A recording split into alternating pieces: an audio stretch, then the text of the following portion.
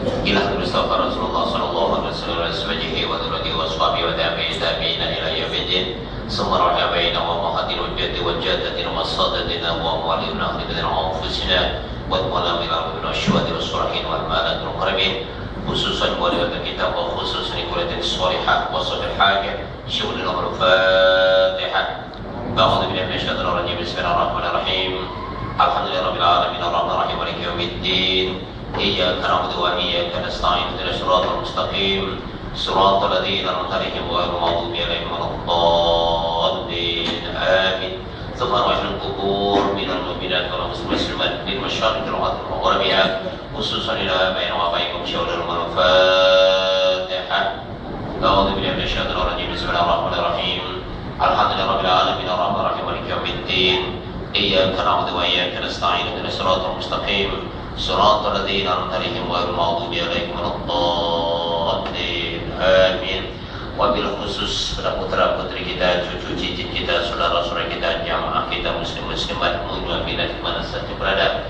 Semoga yang punya hajat dimakbulkan Allah SWT, yang punya masalah disediakan Allah SWT, yang sedang sakit diberikan kesabaran, ketabahan, kesembuhan oleh Allah SWT, yang telah kembali ke rahmat Allah diterima di sisi Allah SWT, dan kita dijadikan hambanya yang husnul khatimah, putra putri, cucu cicit yang berguna bagi agama, nusa, bangsa dan negara, yang bermanfaat di dunia, dunia wal akhirah, yang berbakti kepada Allah dan Rasulnya, juga kepada kedua orang tuanya.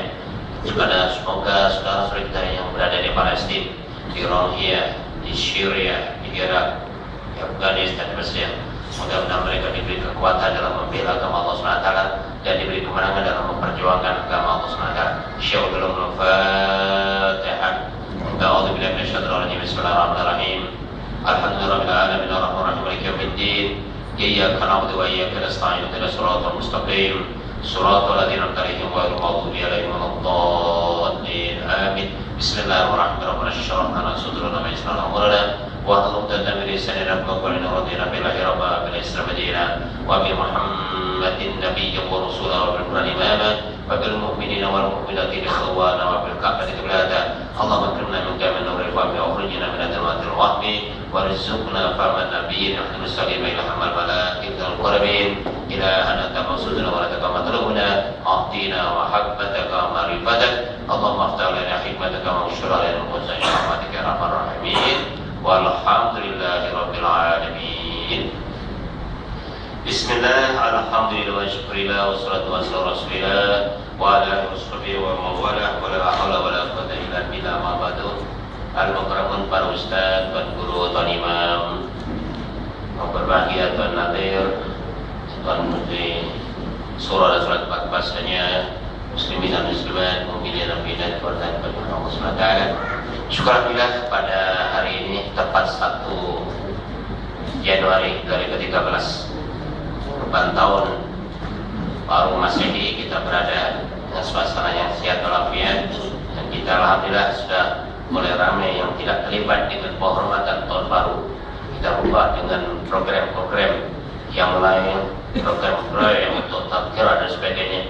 Di satu program yang sangat mengagumkan dan suasana yang perlu terus dipertahankan, karena tidak ada kena-mengena kita menghormati tahun baru Masehi, 1 Masehi, yang tidak perlu dengan hura-hura, dengan konsep, dengan suara-suara yang gila, yang tidak ada tujuan maksud, bahkan maksiat di masjid bermaharajalela.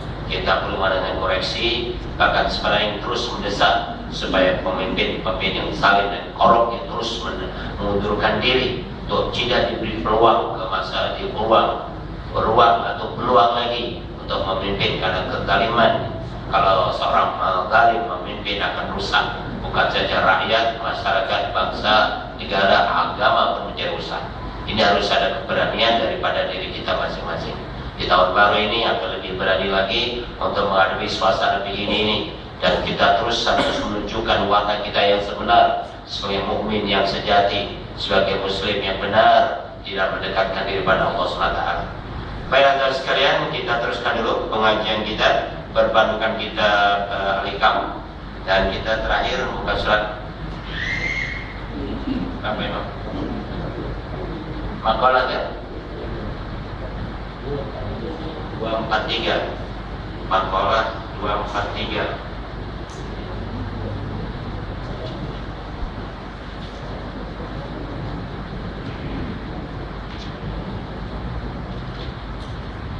Jadi bermakna tajuk baru. Tajuknya adalah ilmu yang bermanfaat, ilmu yang berguna. Al-ilmu nafi' walladhi yanbasitu fi sadri syu'a'uhu wa yankashifu bihi an qalbi qina'uhu. Ilmu yang berguna atau ilmu yang bermanfaat ialah yang meluas dalam dada sinar cahayanya dan membuka penutup hati. Ilmu yang berguna, yakni bermanfaat, itu ialah mengenal zat Allah dan sifat serta asma atau nama dan perbuatan Allah, sifat dan af'al Allah. Juga mengerti bagaimana mengabdi diri kepada Allah serta beradab kepadanya. Ini ilmu yang manfaat. Ilmu terbagi menjadi dua, ada ilmu nafi' dan ghairun nafi', manfaat dan tidak manfaat. Dan ilmu yang manfaat inilah salah satu di antara cirinya mengenal zat Allah, sifat Allah dan af'al Allah, dan mengerti bagaimana mengabdi diri kepada Allah. Jadi kalau dengan adanya keterangan ini, kalau teman-teman menjumpai seorang bergelar profesor, doktor, engineer dan lawyer atau apapun pangkat dan kedudukannya, tetapi tidak mengenal zat Allah, sifat Allah dan afal Allah, dan juga tidak mengerti bagaimana mengabdikan diri kepada Allah, bermakna ilmunya tidak manfaat. Ilmu orangnya hanya waste time and waste current. Berpuluh tahun dia belajar dalam dan luar negeri, tapi ternyata dirinya tak kenal kepada Allah dan tak pandai mengabdikan diri kepada Allah SWT, yang hanya menjadi pengampu dan menyangka kepada manusia. Itu namanya ilmu tidak manfaat. Dan kemudian serta beradab kepadanya, kepada Allah SWT. Terlalu banyak orang mengaku pintar tapi tidak ada adab kepada Allah SWT, tidak mengerti sopan santun dan mendekatkan diri pada Allah SWT. Nabi Daud alaihissalam berkata, ilmu di dalam dada bagaikan lampu dalam rumah. Kalau masjid ini tidak ada lampu bagaimana? Kita coba matikan. Peteng rasanya tuan-tuan, gelap.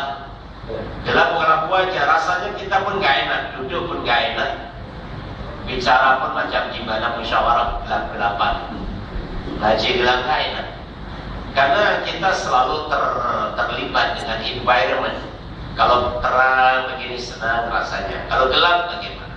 Dan ilmu itulah diumpamakan itu, lampu dalam rumah. Baik, Imam Malik bin Anas radhiyallahu anhu berkata, bukan yang bernama ilmu itu kepandaian atau banyak meriwayatkan, tetapi ilmu itu hanya nur yang diturunkan Allah dalam hati manusia. Bukan pandai berpidato, meriwayatkan ini, menulis ini, buku ini dan sebagainya, bukan itu. Tapi adalah nur, cahaya yang Allah turunkan kepada seseorang. Sebagaimana Imam Syafi'i berpendapat, ilmu nur, wa nurullah la yu'ta bil 'asi. Ilmu itu cahaya, dan cahaya tidak akan diberikan kepada orang yang berbuat maksiat. Itu kita banyak orang yang pintar karena maksiat, itu dia bukan ilmu, bukan ilmu yang merupakan nur, bukan cahaya, hanya kepintaran. Kalau hanya pintar aja, anjing lebih pintar dari kita tuan-tuan. Anjing itu bisa mengesan penagih ajubisan untuk dada, dalam beg dan dada atau tidak, dia boleh dengan kekuasaan hijaunya, penghijauannya. Kita tidak mampu menandingi kehebatan anjing di dalam mengesan ada dalam beg atau tidak. Kadang kita gunakan screen lewat pintu, itu masih selamat. Anjing tuan-tuan sekali gunakan. Nah itu kalau namanya itu pintar, bukan berilmu, hanya pintar. Jadi kalau orang itu ternyata nampaknya saja dia boleh dan sebagainya, tetapi dia melakukan maksiat, itu bermakna tidak ada nur di dalamnya. Dan bergunanya ilmu itu untuk mendekatkan manusia kepada Allah dan menjauhkannya dari kesombongan diri. Begitu menarik sekali Imam Malik, yaitu Imam Maliki.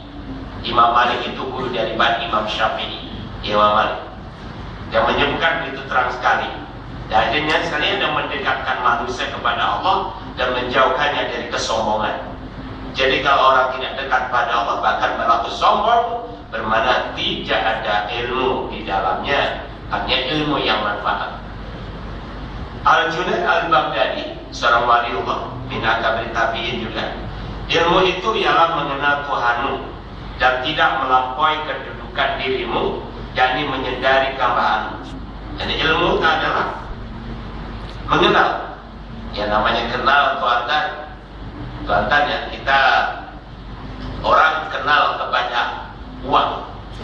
Tahu kan duit itu sangat bermanfaat, maka dia sanggup membanting tulang, memeras keringat, kepala jadi kaki, kaki jadi kepala, siang jadi malam, malam jadi siang.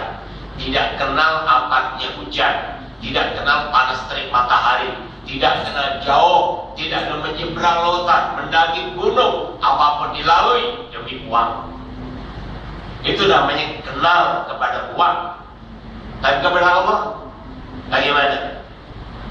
Jangankan sampai hujan lebat, baru hujan renyah-renyahnya doanya, ya Allah mudah hujannya lebat biar tak ada pengajian. Rumahnya begitu dekat saja.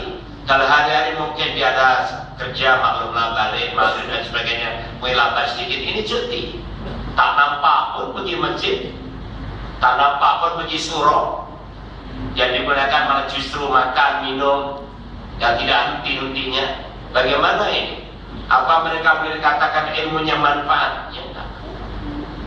Berdasarkan penelitian Al-Junaid tadi, mengenal Tuhan, dia tidak kenal kepada Allah. Tuhan berkali-kali saya sebutkan kan, duduk di Masjid Salim ini. Kalau Tuhan rujuk dalam kitab Hidayatus Salikin oleh Syekh Abdul Samad Al-Falabani, juga pengarang Sirah Salikin. Di sana disebutkan duduk di Masjid Salim dapat 35 anugerah. 35. Tuhan rujuk sendiri dalam kitab itu. Yang sering saya sebutkan 6 anugerah dalam di Masjid Salim. Apa? Kita ulang balik. Pertama, duduk di Masjid Salim nilainya sama dengan duduk di taman surga.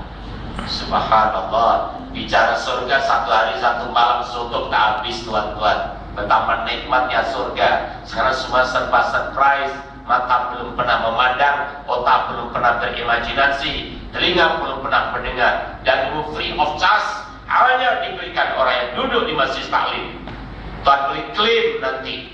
Subhanallah. Kita tidak punya istana atau mahligai seperti mereka, tapi kita akan dapat itu semuanya hanya karena duduk di Masjid Salim. Yang kedua, lebih baik daripada sembahyang sunat 1000 rakaat yang kita tidak akan mampu dan tidak pernah akan mampu melaksanakan sembahyang 1000 rakaat, dan hanya duduk di Masjid Salim lebih baik daripada sembahyang sunat 1000 rakaat. Oke, kita collect yang kedua. Yang ketiga, dikira sebagai berperang di jalan Allah, mujahid, dan lagi-lagi mujahidah bagi wanita. Subhanallah, berperang bukan senang tuan-tuan. Banyak orang lari dari peperangan, teringat putrinya atau istrinya atau anak-anaknya dan sebagainya. Dan ini kita dapat. Yang keempat, didoakan oleh seluruh malaikat yang menghadiri Masjid Salim. Satu-satunya majlis yang dihadiri malaikat adalah Masjid Salim. Merendahkan sayapnya dan mendoakan kita. Ya Allah, maafkan yang mengajar, maafkan yang belajar, kabulkan permintaannya. Subhanallah. Oleh karena itu kita tidak pernah lepaskan peluang kemasan. Sebelum ngaji lagi, salam kali kita berdoa, kita email, kita faksimile, kita online, kita intro dunia, kita kirim kepada mereka. Walaupun mereka tidak minta, kita menjadi dermawan ori pada malam ini, memberi tanpa diminta atau dermawan ori. Yang bisa begitu Allah Subhanahu wa taala. Kita hanya mampu hanya berdoa. hanya berdoa, tapi tak apalah. Doa pun ditujukan sebagai sedekah. Kalau derma tu bolak-balik datang derma, tapi tuan-tuan sebelum kotak ini nanti dikeluarkan sudah keluar dulu. Itu taci macam itu. Saya memberi kesempatan tuan-tuan, ya kan? Oke, contoh haji. Oke, yang kelima, keluar dari masjid ini, keluar dari surah ini, satu langkah saja segala dosa-dosa kita diampunkan oleh Allah SWT bagaikan anak yang baru lahir daripada perut ibunya. Dan yang terakhir, didoakan seluruh makhluk, hatta ikan di laut pun mendoakan kita, kecuali iblis telah tertutup. Alhamdulillah tuan-tuan, hanya duduk di tempat yang sama, bajunya sama, gayanya sama, masanya sama, tapi mendapat 6 keistimewaan. Bahkan sebenarnya 35 keistimewaan itu duduk di Masjid Taklim. Luar biasa tuan-tuan. Syabas dan tahniah kepada tuan-tuan dan para sekalian. Dan selepas ini kita ajak, kita bimbingkan sebanyak-banyak kepada keluarga kita sebagai tanggung jawab kita. Jadi ilmu ini mengenal Tuhan, mengenal dan tidak melampaui kedudukan diri, yakni menyadari kabar, tidak merasa sombong. Kalau keluar daripada rumah mendedahkan aurat, ini berarti aurat saya contohkan. Ini bermakna sudah menganggap lebih hebat dari Allah. Kalau Allah sudah menentukan menutup aurat itu wajib, Nabi bersabda itu wajib. Kalau dia mencabar, bermakna mau tidak mau dia sudah menentang kepada Allah SWT. Yang merasa dirinya lebih baik daripada Allah SWT.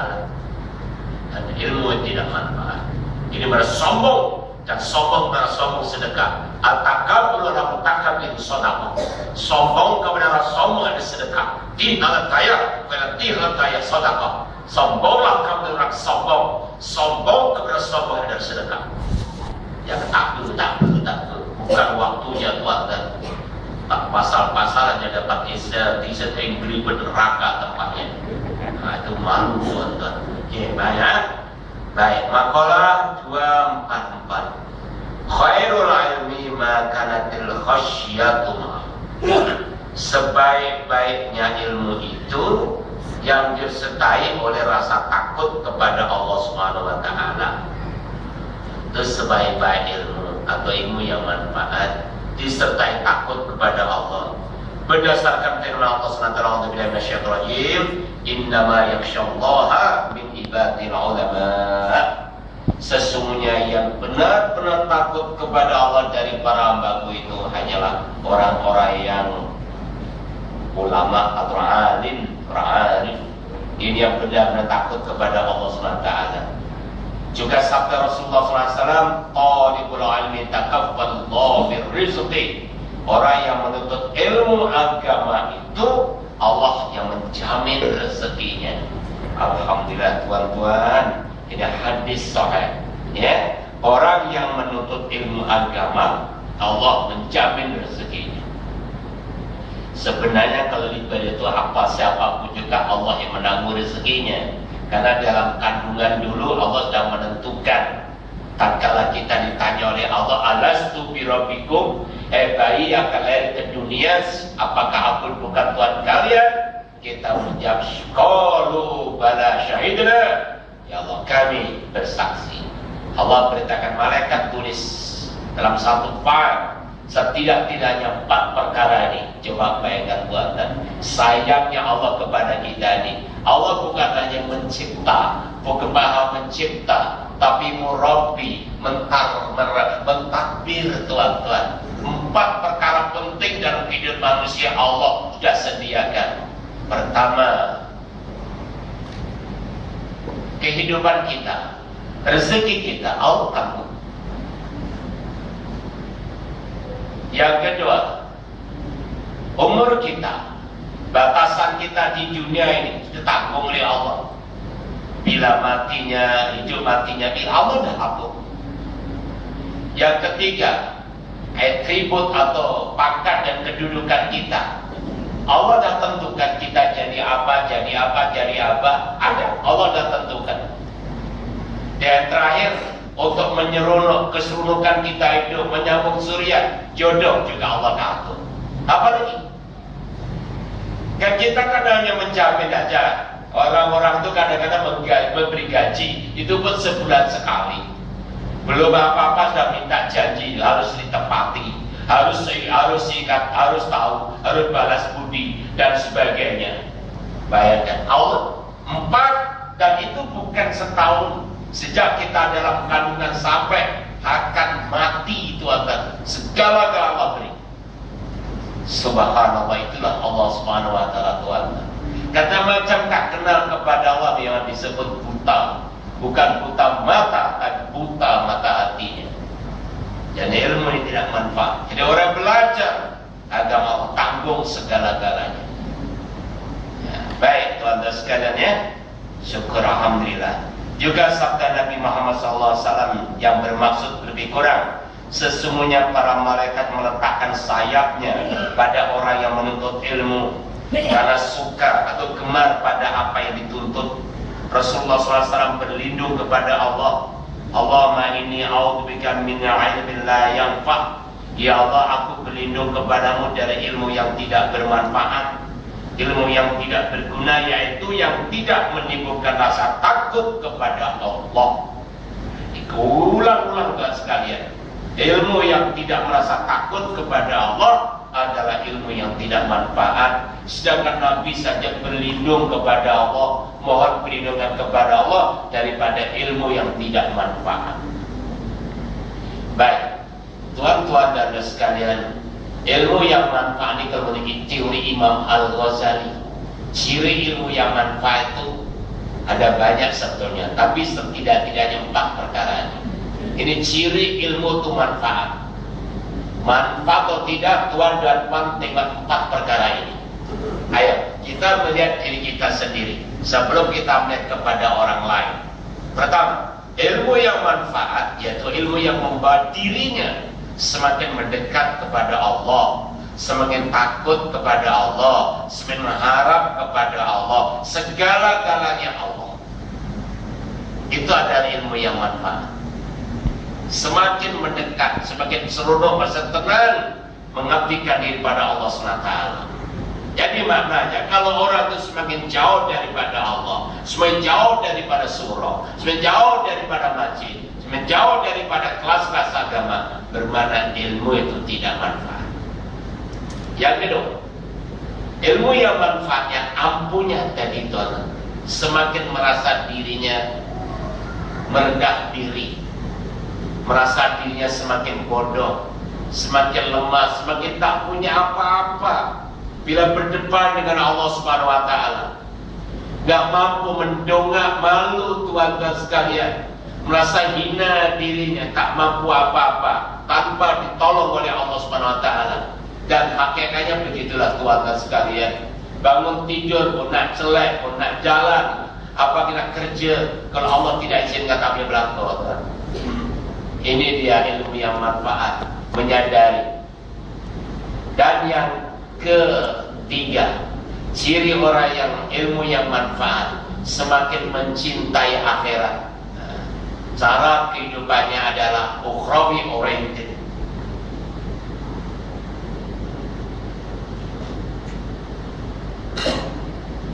Orientasi kehidupannya hanyalah untuk akhirat. Segala-galanya adalah disambungkan ke akhirat, di tempat yang abadil abad kita duduk nanti.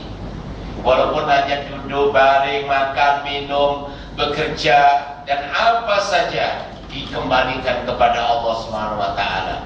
Karena amalan untuk akhirat bukan hanya duduk di masjid dan di surau. Walaupun tuan mancing umpamanya, tuan-tuan suka umpamanya, berbasikal atau memanah atau main bola, badminton, silakan asalkan menutup aurat dan sebagainya. Diniatkan untuk kesehatan dan untuk akhirat bisa. Ibu-ibu hanya nyapu rumah saja, masakkan suaminya, masakkan putra-putrinya, mencucikan pakaian keluarganya, diniatkan untuk lillahi ta'ala karena Allah, sudah amalan akhirat. Jadi tidak satu pun amalan yang tidak diorientasikan kepada akhirat, itu ilmu yang manfaat. Baik, dan yang terakhir, yang keempat, ilmu manfaat Tuhan sekalian semakin membenci dunia. Kita sudah tahu bahwa dunia itu adalah satu permainan. Yang bagi tahu siapa? Allah. Ini bukan mengarang kita ini. Allah pencipta seluruh alam maya pada ini sudah memberitahu kita, innamal hayatud dunya laibun wa lahu. Hanyalah kehidupan dunia hanya permainan dan tipuan. Wa ma hayatud dunya illa mata'ul ghurur. Dan tidak kehidupan dunia kecuali atau penipuan. Perhiasan atau harta benda yang menipu. Tipuan saja. Permainan dan tipuan itu dunia. Itu Allah yang beritahu. Dan Nabi menegaskan, hubbud dunya rasul li hadiatin. Cinta dunia sumber daripada segala malapetaka. Dan dunia isinya 3 tak, harta, tahta, dan wanita. Ini isi dunia. Jadi kita tetap mencari tapi tidak mencintai. Kita perlu menjadi orang kaya, berharta, bertahta, dan berwanita, yang beristri, berumah tangga. Namun tiga-tiga dijadikan platform untuk melupakan diri kepada Allah Subhanahu Wa Taala. Itu ini. Ya, Anda tidak mencintai dunia. Orang cinta dunia bermana cuma miskin tidak, kaya raya boleh, berkedudukan tinggi boleh, populer dan glamour karena masalah, namun tidak dicintai. Tapi kalau pun basikal pun hanya beli, bahkan hanya pinjam. Tapi kalau subuh tak sholat, duhur tak sholat, isya tak sholat, tak sholat, itu namanya cinta dunia.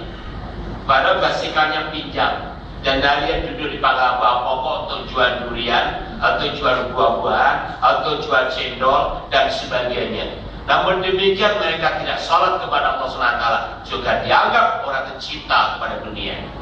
Kasihan Tuhan dan sekalian. Sepatutnya kita ingatkan pada saudara-saudara kita ini, tolonglah Tuhan dan Puan yang terlibat dengan perniagaan ini, apa salahnya? Bawalah sajadah, air mineral begini ini, yang akan saja sholatlah di situ, sembahyang dengan air mineral yang kita buat ambil dari pipe rumah kita, yang kita pastikan suci, wudu, dan bentangkan sajadah di sebelahnya. Allahu Akbar. Orang kagum Tuhan. Malaikat pun kagum dan Allah melimpahkan rezekinya. Begitu saja pun tidak mau. Tapi mintanya surga, minta impian itu namanya pembohong. Kalau saya jadi malaikat lama terkaplok itu, udah lama dah, confirm tuan. Tapi tak jadi. Oke, jadi itu tuan tolong dong ya, jangan sampai begitu hanya mencari dunia sehingga lupakan pada Allah SWT. Baik, alhamdulillahirabbil alamin. Al-Junaid sekali lagi berkata, ketika ditanya begini, apakah ilmu yang bermanfaat itu? Jawabnya ialah yang menunjukkan engkau kepada Allah. Ilmu yang manfaat yang menunjukkan engkau kepada Allah dan menjauhkan dari menurutkan hawa nafsu syahwatmu. Rasulullah SAW bersabda, siapa yang cinta dunia berbahaya akhiratnya, dan siapa yang cinta akhirat berbahaya dunianya. Ingatlah, kamu harus mengutamakan yang kekal abadi daripada yang lekas rusak dan hancur. Jadi kalau kita memikirkan akhirat saja, dunia jadi bahaya. Kalau mencintai dunia, akhirat bahaya. Jadi maunya dua-duanya. Kan kita diberi ajaran oleh Allah SWT dengan firman-Nya, Rabbana atina fid dunya hasanah wa fil akhirati hasanah wa qina adzabannar. Dan wabtaghi fima ataqallahu daral akhirata wa la tansa nasibaka minad dunya. Itu Al-Qur'an. Allah sendiri menyebut begitu. Ya Allah, beri kami dunia bahagia. Dan dulu kita sudah ingatkan juga, dunia bahagia itu apabila Tuhan dan Tuhan kita punya 6 perkara ini. 6 perkara kalau kita ada pada bapak dan ibu dan cita-cita dan kita ajarkan putra-putri kita akan bahagia dunia ini. Pertama, istri yang solihah.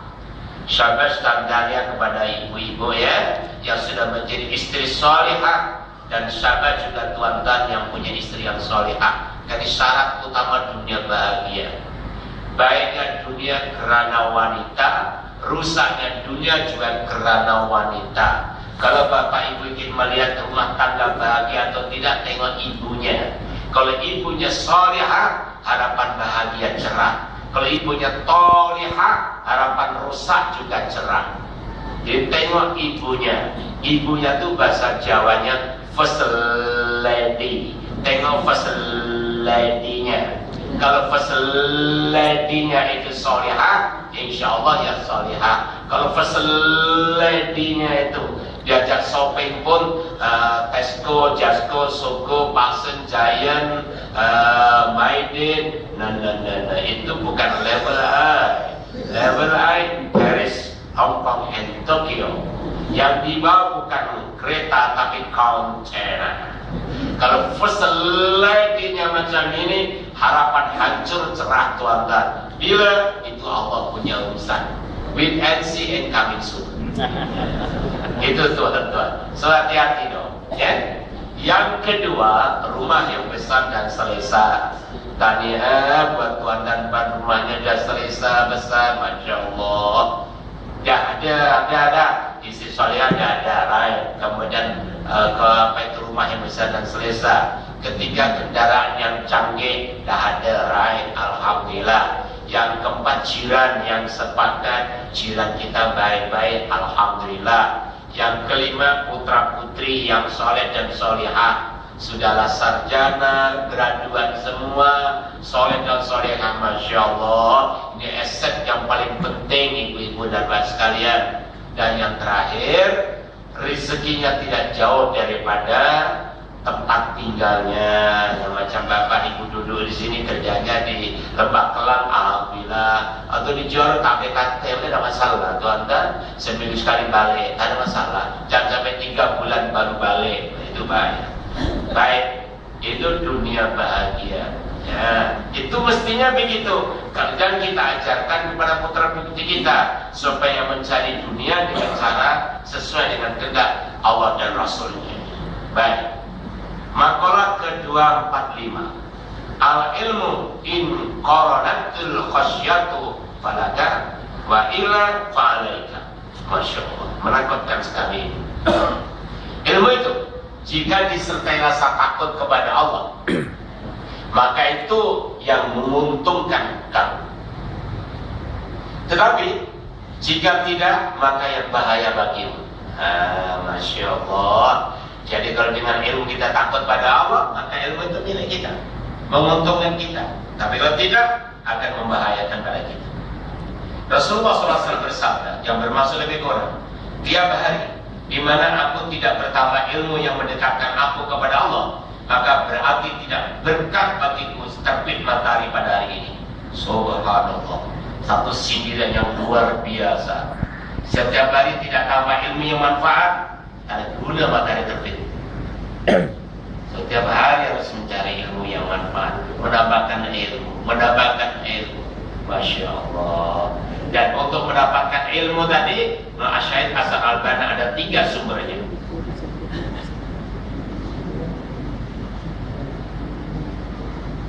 Tiga sumber ilmu. Pertama, berguru. Jadi tuan dan puan mesti berguru. Sama ada mendatangkan tuk guru atau datang dari tuk guru, itu never mind, itu teknik tadi. Yang penting berguru. Yang boleh mengajar kita dekat pada Allah SWT. Yang kedua, dengan membaca. Banyak membaca. Dan baca yang paling akurat dan mesti benar, tidak benar saja benar, itu Al-Quran. Baca Quran. Dengan baca Quran kita akan dapatkan ilmu laduni. Quran dalam memberi syafaat kepada kita. Baca dengan serius, dengan betul-betul. Rasulullah SAW bukti, beliau tidak pernah belajar secara formal, tapi bisa memimpin dunia hanya menerjemahkan Al-Quran. Jadi kita mengikuti. Yang ketiga, bergaul. Jadi sistem pergaulan itu juga mendapatkan ilmu. Dan bergaul menurut Imam Abu Thayyib yang dipetik oleh Al-Alama Abu Lais As-Sabaqati dalam bukunya Tabi'u-Wafirin, juga oleh Naswaikul Ibad oleh Ustaz Ibnu Hajar Al-Asqalani, juga dipetik juga oleh Ustaz Usman Asyakir Al-Khaybawi dalam bukunya Surat An-Nasr. Jadi pergaulan itu ada 8 sistem pergaulan. dan masing-masing membawa impak sendiri-sendiri, membawa akibat, membawa efek, membawa dampak sendiri-sendiri. Pertama, siapa yang bergaul dengan sultan? Sultan itu pemimpin, bahasa Arabnya pemimpin. Siapa suka bergaul dengan pemimpin biasanya sok sombong. Karena jadi menteri itu tak sombong. Yang kenal menteri itu ngade-ngade, macam yoyo. Jadi itu ada. Kalau menterinya salah ya untuk ada misalnya koruptor, lebih teruk tuh anda sekalian nanti. Oke. Yang kedua, siapa suka bergaul dengan orang kaya? Dia akan suka berbicara kebendaan. Hanya material yang dibicarakan, kebendaan, materialisme. Ketiga, siapa suka bergaul dengan orang zalim? Dia akan lebih banyak melakukan kemunafikan atau kezaliman, lebih berani mencamar hukum Allah SWT. Contoh semalam, duduk di konser tuan, semua joget. Siapa orang tak mau joget? Dia ikut sama, hujan dan tidak hujan, itu tak kisah. Dia macam-macam itu. Karena pergaulannya dengan orang-orang zalim, maka dia akan berani mencamar Allah SWT dan Rasulnya. Yang keempat, siapa suka bergaul dengan wanita? Wanita yang tidak solehah, ya. Wanita yang solehah itu efsek. Bergaul wanita yang tidak solehah, dia akan hilang cara berpikirnya, otaknya pindah ke lutut, tuan-tuan. Dia akan ngikut aja wanita. Hati-hati tuan sekalian. Yang kelima, siapa yang bergaul dengan kanak-kanak akan menjadi bermental budak-budak.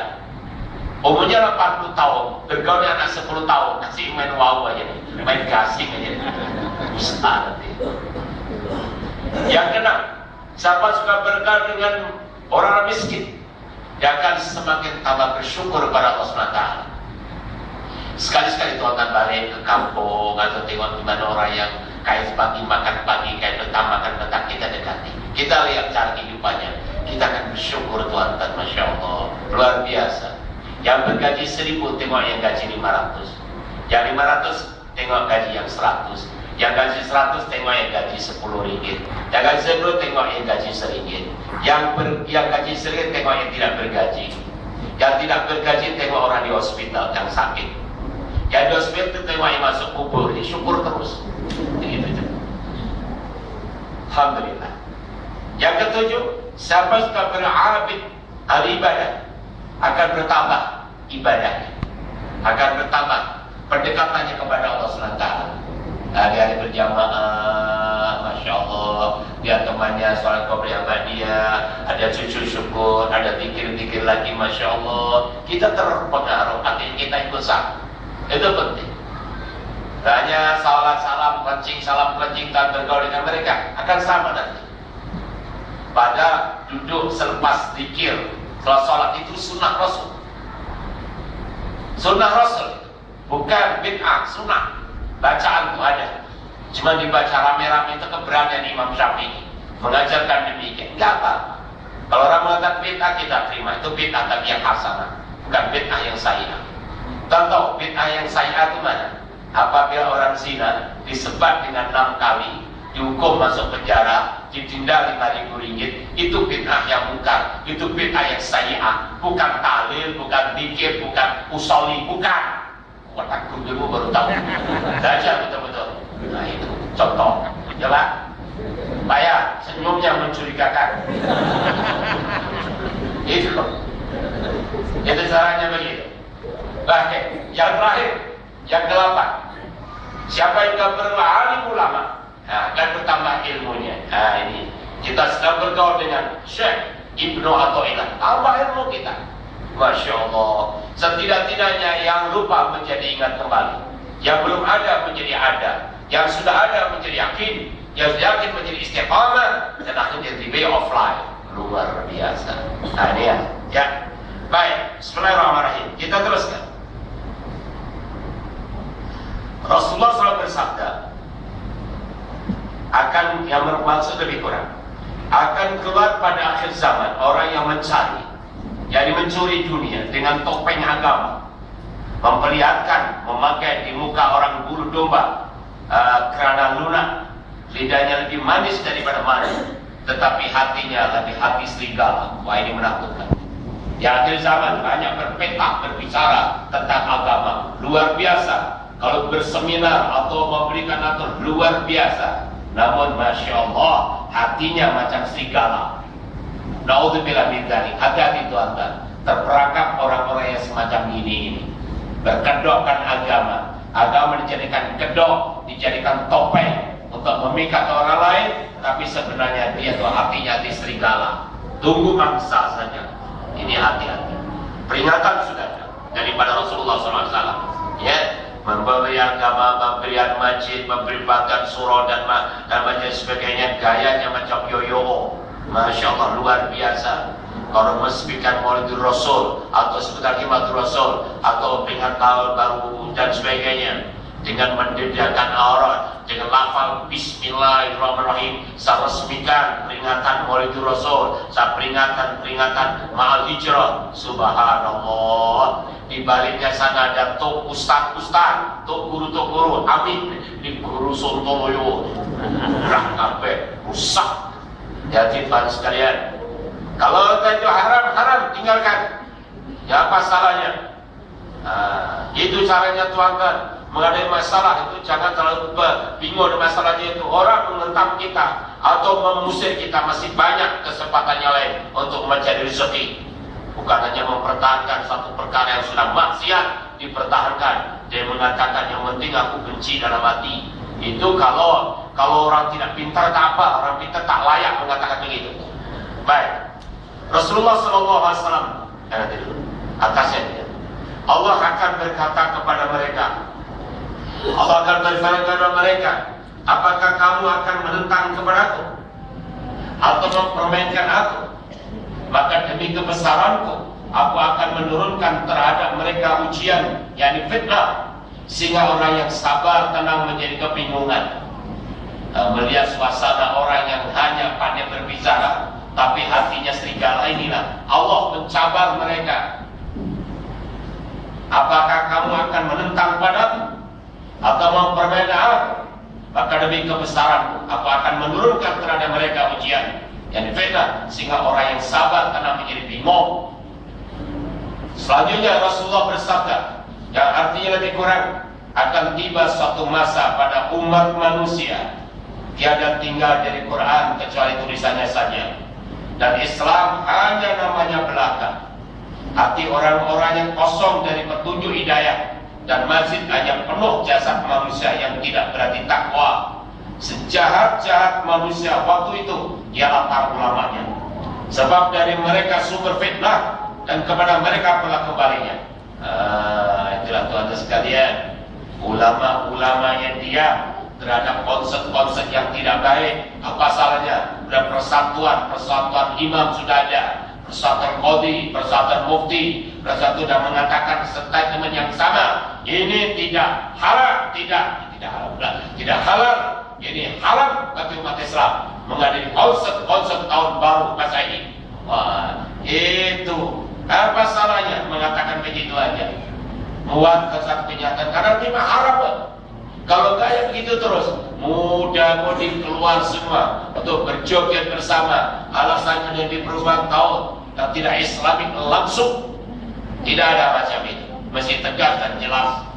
Baik, inilah sebabnya mereka tidak mengharamkan dengan terang dan jelas. Jadi akhirnya fitnah kepada mereka dan kembali kepada mereka.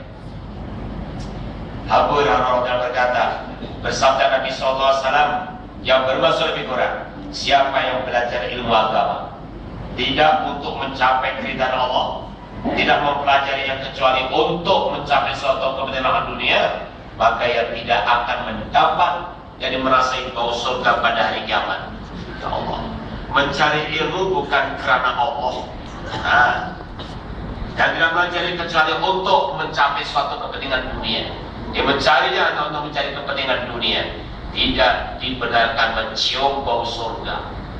Sedangkan bau surga ini tuan-tuan sekalian dan hadis lain, bukan 40 hadis peristiwa akhir zaman atau 40 hadis penara hati. Di sana akan tertera bau surga ini boleh tercium 500 tahun perjalanan. Dan ini tidak dibenarkan hanya karena mencari ilmu bukan karena Allah. atau hanya mencari kepentingan dunia. Oleh itu kita rujuk kita ta'lim muta'lim. Soalnya Syekh Zainuddin Al-Balibari mengambil pelajaran dari Imam Al-Ghazali di Taqi Al-Ulumuddin. Mencari ilmu ada 4 niat. Nah, ini kebetulan tuan ini tahun baru. Anak-anak kita betulkan niatnya. Pilih salah satu di antara 4 niat ini. Diajarkan putra-putrinya. Pertama, saja aku mencari ilmu karena Allah. Itu pilihan pertama.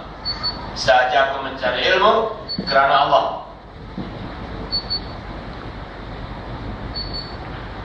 Kedua, saja aku mencari ilmu untuk menegakkan Islam atau menegakkan kalimat Allah. Lillahi ta'ala.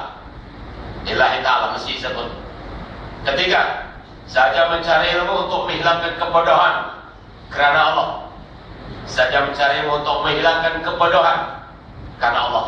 Dan yang terakhir, yang keempat, saja mencari ilmu untuk mencapai kebahagiaan dunia dan akhirat karena Allah. Lillahi ta'ala. Bapak Ibu pilih di antara 4 ini. Nah, mulai besok akan mendaftarkan, belajarkan anak, mengantarkan nama, melangkah daripada rumah. Sahaja mencari ilmu, kan mencari ilmu permulaan pertama itu yang penting. Ya, jangan karena jadi dokter, jadi lawyer, jadi engineer, akhirnya jadi dokter keblinger nanti. Usah tuan sekalian. Ya, 4 perkara ini. Ada? Belum. Baik, saya ulangi tuan ya, 4 perkara ini. Baik, sudah ya. Kita ya sejak ada waktu akan musuh.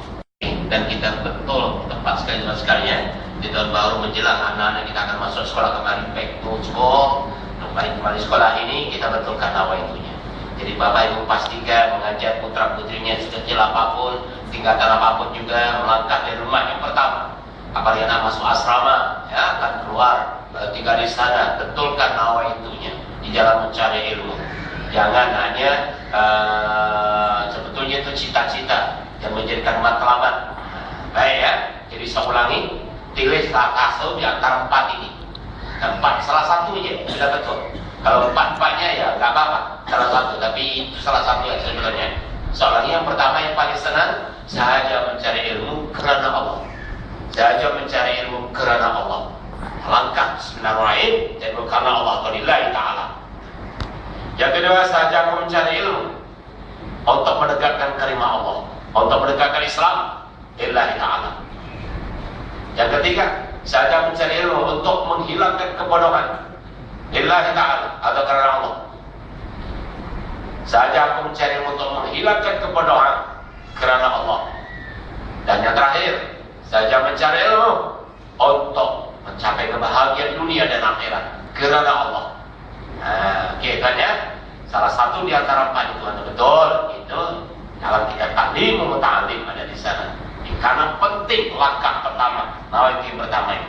Sebab ini tadilah, kalaulah mempelajari ilmu agama bukan karena Allah dan atau hanya mencari kepentingan dunia, tidak dibenarkan mencium bau surga. Sedangkan bau surga mencium 500 tahun perjalanan. Baik. Alasan Rasulullah berkata, siksa bagi orang alim itu matinya hati. Kita kan ditanya, bagaimana matinya hati itu ya Tuhan?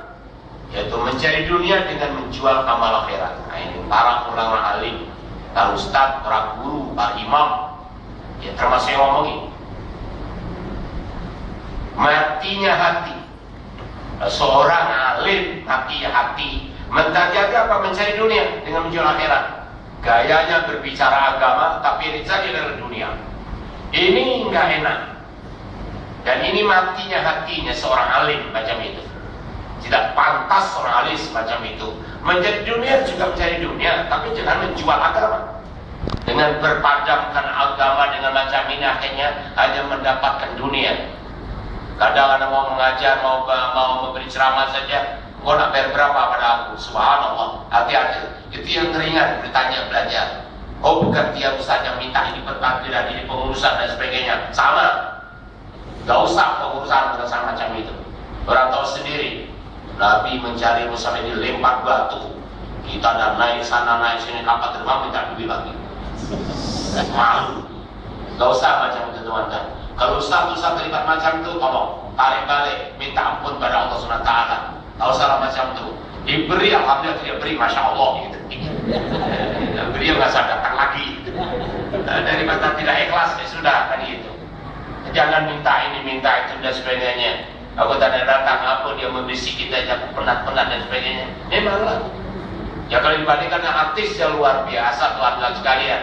Artis manggung atau bicara satu nyanyi yang sama 1 jam aja, banyak nyanyinya saja sejak dulu, kini selamanya hanya dedang sohesa, dudang sayang dan sebagainya. 1 jam, hotel ditanggung, perjalanan dijaga, kesana kemari, sambutannya luar biasa. Lain 1 jam aja dapat cek 50.000 dan sebagainya. Coba bayangkan. Coba satu-satu guru tuh guru. Assalamualaikum selesai. Makasih Ustaz, tengok lebih apa. Coba Pak Ya. Sampai tak boleh senyum. Coba bayangkan apa? Mana orang mau jadi Ustaz atau guru? Tapi kalau sudah gitu ya sudah. Kalau nggak mau keluar jadi Ustaz atau jadi alim, jadi orang alim dunia yang bisa bikin malu. Gak pantas itu. Nah itu contoh dia ya. Jadi mati hatinya mati macam itu. Baik. Dan lebih jahat lagi jika yang menjilat atau mengampu kepada raja atau pemerintah untuk mencari keuntungan dari uang haram atau syubhat, maka yang demikian terang-terang menentang murka Allah SWT. Wah, saya ulang balik 3 kali. Lebih jahat lagi jika yang menjilat-jilat atau mengampu menjadi penyangat kepada raja atau pemerintah untuk mencari keuntungan dari uang haram atau syubhat, maka yang demikian terang-terang menentang murka Allah SWT. Menerangkan satu hukum atiullah dan Rasulullah ini pusing. Allah taat pada umri oleh karena pemimpin dan dipilih dengan sah dan sebagainya. Kalau sikit-sikit akhlak tak betul tak apalah, ini usah sontoloyo. Ya dek, bicara semenang-menang itu pun berbicara TV di radio. Usah apa macam ini? Salah ya salah, zalim ya zalim. Bukan tak apa, bio, lama-lama jadi boyo. Mama mau jadikan karena dapat gaji yang untuk memang seronok tuan-tuan. Bicara TV itu seronok.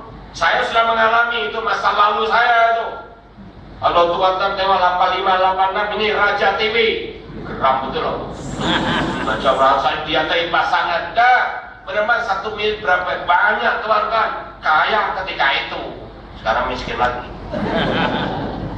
Nah, tuan-tuan kita tahu begitu, tapi jangan karena honor atau pemberian yang banyak terakhirnya merubah-rubah, merumpar-belit fakta yang salah jadi benar, yang benar jadi salah, jadi mengelirukan pada orang lain. Mana boleh macam ini? Oke, dah hati-hati tuan-tuan ya. Ini menentang murka Allah SWT. Ini menurut Hasan Al-Basri min akabir tabi'in. Seterusnya Abu Darda itu title dari Salman Al-Farisi. Betul, Salman Al-Farisi itu memang bukan orang Arab Farisi, jadi orang Parsi, tapi belum punya jasa yang besar dalam sejarah Islam. Waktu itu memberi saran pada Nabi untuk perang Khandaq, pembikin parit. Itu saran dari Salman Al-Farisi. Dan akhirnya umat Islam diberi kemenangan yang padanya mutlak. Nah, ini Salman Al-Farisi, titlenya Abu Darda. Abu Darda radhiyallahu berkata, Rasulullah SAW bersabda yang bermaksud lebih kurang, Allah telah menurunkan wahyu pada salah seorang nabi. Katakanlah kepada orang-orang yang belajar fiqh atau fiqh agama, tidak untuk kepentingan agama dan belajar tidak untuk diamalkan. Mereka mencari dunia dengan amal akhirat, memakai bulu kambing, tetapi hati mereka hati serigala. Lidahnya lebih manis daripada madu dan hatinya lebih pahit daripada jadam atau empedu. Apakah mereka akan mempermainkan aku atau mengejek padaku? Pasti akan aku turunkan kepada mereka fitnah yang ujian, sehingga orang yang tenang sabar menjadi bingung. Apa yang tidak ada mereka? Rumah ada, kereta ada, travel pun ada, gaji ada, istri ada, anak-anak ada, semua ada. Tapi bingung dan bingung dan bingung karena sudah menentang hukum Allah SWT. Jadi mesti tegas. Itulah sebabnya para mujtahid ketika itu dijadikan dijadikan mufti oleh raja, tidak mau. Dijadikan ini kami tidak mau karena takut nanti kalau sudah jadi mufti raja dia tidak bisa ngomong apa-apa. Waktu ceramah di depan masyarakat memanglah wajah macam yoyo, ceramah di depan pemimpin besar posing. Mana macam itu. Ditanya kenapa Datuk Mufti ini tidak dibenarkan? Oh, minta maaf, itu bukan bidang saya. Bidang saya tema anak bulan aja. Gitu sekalian, ya, ini menjadi bingung dibuatnya macam itu. Sarjana saja bingung, pensyarah jadi bingung karena menghadapi suasana begini ini. Ini gimana suasana begini ini tuan sekalian? Jadi hati-hati, ya. Rasulullah SAW bersabda, yang masih lebih kurang, sesungguhnya Allah akan memperkuat atau menyebarluaskan agama ini dengan lidah seorang yang lacur atau lancung dan zalim. Coba bayangkan, nanti kalau sudah terjadi begini, yang Islamnya akan disebarkan oleh lidah-lidah penzalim, orang-orang yang lacur atau lancung atau zalim. Mereka berbicara tentang agama.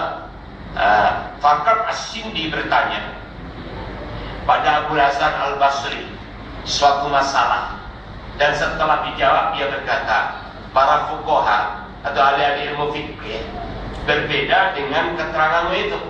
Berkata Abu Hasan, pernahkah engkau melihat dengan mata kepalamu orang faqih, yaitu orang yang ahli fiqh itu?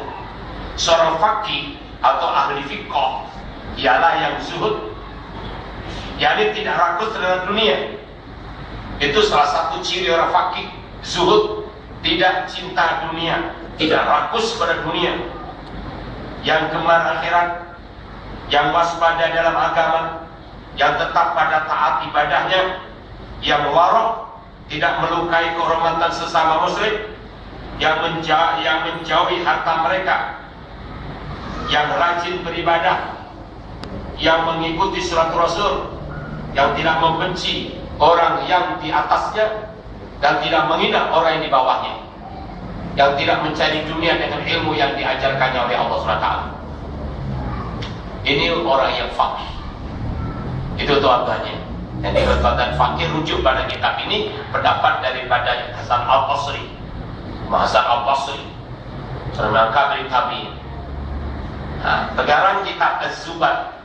Az-Zubat itu namanya Ibnu Ruslan. Asalnya namanya Ibnu Ruslan, tapi kena Syekh Zubat. Yang beliau selalu mengatakan, fa'alimun bi'ilmihi lam yahbadan mu'adzabun min qabli 'ubdatil wasan wa kullu man bi ghairi ilmin ya'malu amaluhu mardutatun la tuqbalu. Pendapatnya luar biasa. Az-Zubat seorang alim yang tidak mengamalkan ilmunya akan disiksa sebelum penyembah berhala. Mu'adzabun min qabli 'ubdatil wasan, disiksa sebelum penyembah berhala.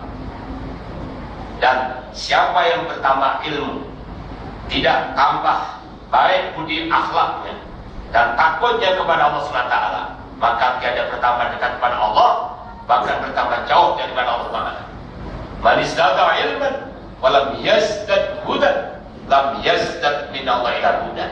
Hati-hati itu ada. Tambah ilmunya, tambah pangkatnya, tambah gajinya, tambah peruntukannya, tambah experience-nya, tapi tidak tambah ibadahnya, tidak tambah taatnya kepada Allah, orang ini semakin jauh daripada Allah SWT. Waliyadzubillah, subhanallah min dzalik. Dan makalah yang terakhir dalam bab ilmu manfaat 246.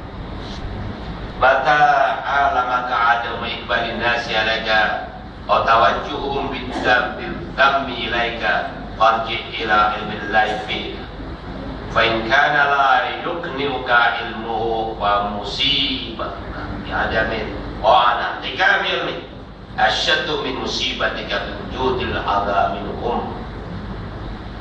Artinya lebih kurang, apabila menyakitkan hatimu atau menyedihkan hatimu, tidak menghadapnya orang-orang kepadamu atau celaan orang-orang kepadamu, maka selidikilah apa yang diketahui Allah dari perbuatanmu. Yani maka betul-betullah keadaan diri, betul karena keadaan diri yang sebenarnya menurut apa yang diketahui oleh Allah. Maka apabila engkau belum puas dengan apa yang sebenarnya telah diketahui oleh Allah itu, maka bala yang menimpa kepadamu karena tidak puas terhadap yang telah diketahui oleh Allah itu lebih besar dari bala sekedar diganggu oleh sesama manusia. Keterangannya, seharusnya seorang hamba hanya memperhatikan ridho dan murka Tuhannya saja, tidak gembira kecuali jika diridhoi oleh Tuhan, oleh Allah, dan tidak sedih kecuali jika dimurkai oleh Allah. Adapun pujian dan celaan orang maka tidak harus dihiraukan, sebab jika engkau di sisi Allah baik, maka biarpun dicela oleh semua manusia, niscaya engkau tetap baik dan untung.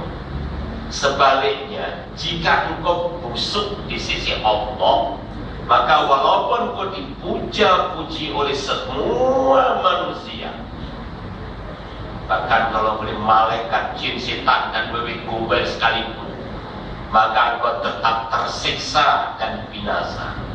Contohnya, para nabi dan rasul dan para wali-wali, mereka tidak selamat dari makian orang. Karena itu kewajibanmu ialah membereskan dan memperbaiki hubunganmu dengan Allah. Asal sudah beres, sudah cukup baik. Subhanallah. Satu solusi yang begitu mantap sekali Tuhan untuk mencari kesempurnaan hidup.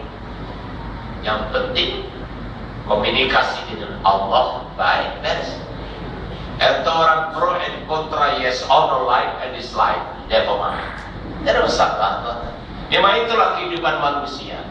Berbuat baik orang kata, tak berbuat baik pun orang kata. Baik, kita kembali. Satu contoh yang sederhana, relax, enjoy, dan santai. Mudah sekali contohnya ini. Waktu Luqman Al-Hakim memberitahu pada putranya, wahai putraku, tatkala kau menegakkan agama Allah di muka bumi ini, menegakkan kebenaran, keadilan, jangan dengar kata orang. Anaknya nggak paham bahasa bapaknya itu, tak paham lah ya. Oke, jom ikut ayah, besok pagi pergi pasar. Keluar dari rumah pakai bawa himar, himarnya kecil itu satu aja. Keluar dari rumah bapaknya tanya, nah, oleh karena himarnya hanya satu, kita jalannya agak jauh, beberapa simpang kita melalui. Oleh itu mari kita coba bergilir-gilir lah. Dan sekejap ayah, sekejap kamu itu ya. Oke ya, setuju. Oke. Nah sekarang kata ayahnya, kamu dulu yang naik. Ayahnya naik, bapaknya nuntut sampai simpang pertama, orang komplit. Subhanallah. Apa nah nih, bapaknya sudah jalan, anak naik pula. Tak paham ke budak ni? Oke, bapaknya tanya, macam mana? Komplit lah ya. Oke, ya gantian pula ayah yang naik, kamu jalan. Tuntun sampai simpang kedua, orang bilang, ya Allah, ini bapaknya apa ni, tak anaknya mati lah cara macam gini. Bapaknya naik, bapak tak berarti perut lah sudah. Jangan komplit lah ya. Oke, ya kalau gitu kita naik dua-duanya, naik dua-duanya. Sampai simpang ketiga, orang ini komplit. Subhanallah, orang ini subhanallah, tak kasihan ke iman kecil nanti lupa deh. Tak betul. Kena komplit dah. Oke, jom sekarang kita jalan sama-sama. Kita tuntun iman, jalan sampai simpang keempat, orang kata, goblok betul anak beranak ini.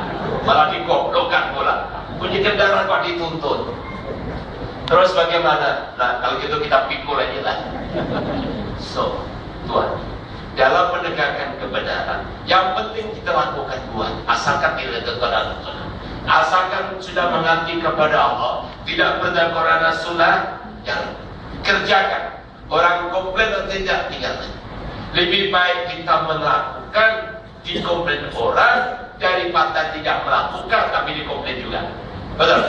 Betul Pak? Betul Pak? Paham Pak? Kok senyumnya mencurigakan? Kan gitu? Jadi begitulah ternyata hidup di Tuhan. Apa yang terjadi? Jangan hiraukan. Fokus Allah SWT. Kita orang dalam kursus motivasi dan sebagainya itu, ini orang di depan hal. Kalau orang yang punya yang profesional atau ada sekalian, dia akan menyimpang. Halnya ini tetap balangan. Kalau dilawan itu kita tertunggu di sini, kita pukul time, hitung habis, with time and with current tuan, nyimpang atau loncat. 3 kali cari jaring keluar, loncat lagi, jadikan keluar. Kalau di depan ditutup ke kanan, kanan tutup ke kiri, kiri tutup ke belakang, belakang tutup loncat. Nah, jadi di sana ada Allah. Dan Allah sudah berjanji, "Wala tidak jatuh bina lanatiyan nom sebulan." Siapa benar menjelajah agama, mesti aku berikan. Siapa benar memperjuangkan agama, mesti aku berikan. Intam surullah yang suruh. Itu janji Allah. Dan kalian tolong Allah, Allah mesti tolong kalian. Ya. Jadi dengan itu Tuhan sekalian, mari kita coba. Kita terapkan, kita asah kembali ilmu kita ini untuk selalu berdekat kepada Allah SWT, takut pada Allah SWT. Ini yang paling penting. Sebab kalau nggak gitu nggak ada gunanya. Nggak ada gunanya kita mengaku diri kita sebagai orang yang alim, seorang berilmu, tapi kalau tidak mendekatkan diri kepada Allah SWT. Ya, jadi ada kepada Allah SWT kita minta cerita Allah SWT. Ilahi anta maksudi waridaka matlubi Aqini mahabbataka wa ma'rifatak. Doa ini jangan dilepaskan Tuhan. Setiap kita akan belajar ilmu, bahkan akan sholat, bahkan dibaca dalam sholat tahajud, silakan. Ilahi anta maksudi, ya Allah, Engkau menjadi tujuanku, Engkaulah tujuanku, Engkau maksud, waridaka matlubi, dan keridhaanmu yang aku cari. Ini maknanya. Tatkala kita di dunia punya pangkat kedudukan politik gremeng kondang kalau kau kajuluk doro, nah, itu bahasa Jepang. Hanya very popular. Bukan ini tujuan. Oleh karena walaupun dia punya segala-galanya, tetap Allah. Engkau yang aku tuju ya Allah, bukan pangkat dan kedudukan. Ini kalau di dunia. Kalau di akhirat bukan surga dan bidadari ya Allah, tapi Engkau yang aku tuju. Selagi belum bertemu dan Engkau tidak pernah berhenti. Destinasi terakhir hanya Allah. Ini kita belajar Tuhan, kita belajar. Jangan sampai hanya kelebihan data, kelebihan pangkat, kedudukan dan populer itu terhenti. Bukan itu. Terus selagi belum bertemu dengan Allah, aku tidak pernah berhenti. Oleh itu, mohon kepada hati ini, ajarkan saya Allah, mahabbataka, bagaimana mencintai, wa ma'rifataka, dan mengenalimu. Mohon pertolongan kepada Allah Tuhan. Ternyata mencintai dan mengenali Allah Subhanahu wa ta'ala lebih sulit daripada mencintai dunia dan sebagainya. Allah yang akan memberi petunjuk kepada kita. Ihdinas siratal mustaqim. Iyyaka na'budu wa iyyaka nasta'in, kita pahami betul. Mohon dengan Allah Tuhan, karena Allah yang akan menggerakkan kita. Dan Allah sudah berjanji dengan firman-Nya, "Ud'uni astajib lakum." Minta kepada aku, aku beri. Minta kepada aku, aku beri. Namun dalam permintaan, saya ulang lagi Tuhan, ada 3 priority yang Tuhan harus minta kepada Allah Subhanahu wa ta'ala. Pertama, mohon kepada Allah ditetapkan iman dan Islam. Ini first. Mohon ditetapkan iman dan Islam. Hidup dan matinya dalam keadaan iman dan Islam. Yang kedua, mohon kepada Allah SWT untuk menjadi hamba yang istiqamah di dalam menjalankan perintahnya dan meninggalkan larangannya. Jadi hamba yang istiqamah di dalam menjalankan perintahnya dan meninggalkan larangannya. Dan yang terakhir, mohon kepada Allah tetap menjadi hamba Allah. Menjadi hamba Allah bukan hamba manusia, bukan hamba dunia, bukan hamba nafsu, apalagi hamba setan. Alhamdulillah. Itu aja. Mohon kepada Allah SWT. Hanya dimohon begitu. Insya Allah Allah akan berikan kekuatan kepada kita. Baik tuan dan sekalian, berakhirlah sudah bab ini. Jadi kita akan berbicara bulan hadapan hikmah adanya gangguan orang kepadamu. Wow, ini lagi menarik tuan dan sekalian. Dan ternyata gangguan-gangguan, cabaran-cabaran dan tantangan tahu ada hikmahnya. Ingin tahu? Jangan lupa datang episode akan datang. Insya Allah begitu kitanya. Jadi kita berhenti pada makalah 247 ya. Hikmah adanya gangguan orang kepada musuh. Baik sekalian, biasalah banyak. Sebelum mengakhiri kuliah ini, saya baru semalam berbalik dari Indonesia dan sekalian. Keluarga besar Pondok Pesantren Asy-Syafi'iyah kirim salam buat sekalian. Assalamualaikum warahmatullahi wabarakatuh. Dan terima kasih daun keladi atas segala bantuan dan buat sekalian. Alhamdulillah saat yang terakhir sudah mulai siap untuk fase pertama tuan sekalian. Lebih lengkapnya lagi kalau tuan nanti datang pada bulan 5 nanti kita sudah siap untuk fase pertama. Dan ini pada pertemuan terakhir itu saya sendiri yang memimpin musyawarah untuk penerimaan murid baru. Di sana tahun ajaran baru jatuh pada bulan Jun tuan-tuan ya, bukan bulan Januari. Bulan Jun tahun ajaran baru. Nah, itu ajaran baru. Itu bulan Jun dan Julai begitu. Ya, bukan Januari seperti kita ini. Jadi insya Allah tuan-tuan yang mau mengikut rombongan kita segera ambil siapa yang dahulu bisa dahulukan. Karena hanya 40 orang saja ambil tuan-tuan sekalian, hanya 40 orang saja dan nanti takut-takut karena musim cuti tidak dapat tempat pulang ya. Jadi kalau boleh tuan-tuan mengikuti rombongan kami, begitu murah sekali hanya 1.006, yaitu 1.006 5 hari 4 malam tuan-tuan ya. Jadi saya baru tidur di Hotel Tuban, namanya Hotel Mastika. Saya melihat sendiri tuan-tuan, jadi saya akan membantu tuan-tuan bisa lihat sendiri. Saya lihat sana, hampir cukup lumayan di pinggir pantai duduknya. Jadi perjalanan dari Surabaya ke Tuban, habis Tuban terus kita ke Madiun. Jadi malamnya kita lupa balik dari Madiun baru ke Malang. Karena perjalanannya nanti kalau ke Malang lebih jauh. Dan saya lihat begitu posisinya, tapi tetap itinerary yang sudah saya berikan Tuhan akan berjalan baik. Jadi begitulah apa terjadi, saya tetap mohon komitmen Tuhan sekalian berjaga pada diri sendiri. Setiap saya datang kota isi tuan-tuannya, walaupun hanya RM1, walaupun hanya RM5, berjanjilah tuan-tuan untuk pondok tuan-tuan. Insya Allah, karena dengan RM1, RM5, RM10 dari tuan-tuan itulah ternyata pondok kita semakin jadi. Dan memang luar biasa, tidak pernah berhenti sampai sekarang. Sebuah sumbangan cuma daripada para jamaah termasuk tuan dan puan ya.